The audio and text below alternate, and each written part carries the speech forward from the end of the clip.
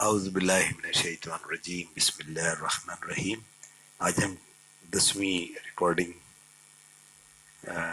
کرنے جا رہے ہیں، اسی کا حصہ ہے کہہ لیجیے، اور یہ ہے پیغام الہی کے حوالے سے۔ جیسا کہ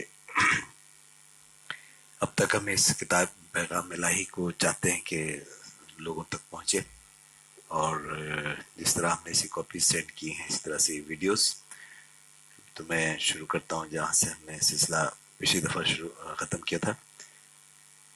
ایک مضمون تھا کہ اللہ کا ذکر، اکیلے اللہ کا ذکر، بجائے اس کے کہ اس کے ساتھ کوئی شریک کیا جائے۔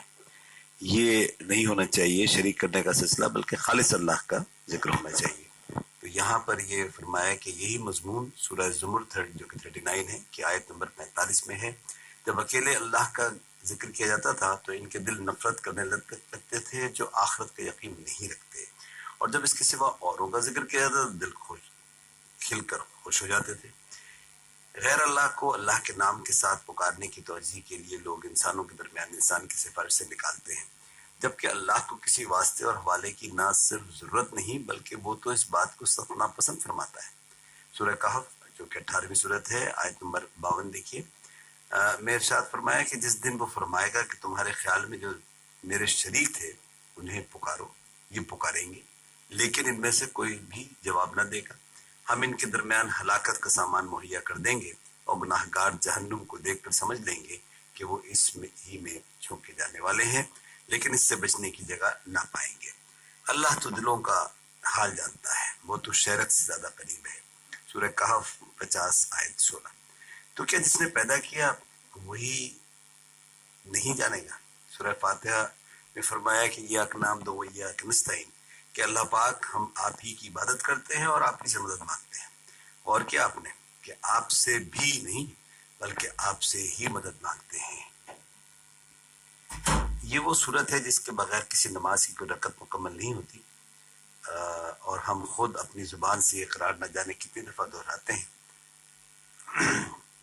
اور اس بات کا اعادہ کرتے ہیں کہ ہم اللہ کے سوا کسی کی نہ عبادت کریں گے اور نہ ہی مدد کے وقت کسی اور کا نام لیں گے، اور اس کے بعد بھی عمل کا جب وقت آتا ہے تو مدد مانگتے ہیں تو ہمارا رخ غیر اللہ کی جانب مڑ جاتا ہے۔ یہ غیر اللہ کو پکارنا، چاہے وہ اکیلا انہیں یا اللہ کے نام کے ساتھ ملا کر ہو، اللہ کے غضب کو دعوت دینا ہے۔ یہاں پر جس کو ہم نے بریکٹ کیا ہے، اور اس طرح ہم اپنی آیتیں کھول کھول کر بیان کرتے ہیں تاکہ تم لوگ ان پر عمل کرو، اور اس لیے کہ گناہ گاروں کا راستہ ظاہر ہو جائے۔ سورہ انعام کی جو کہ 6 سورت ہے، آیت نمبر 55 میں دیکھیے۔ کیا قرآن کو سمجھ کر پڑھنے کے لیے استاد لازمی ہے؟ یہ ایک اور موضوع ہے۔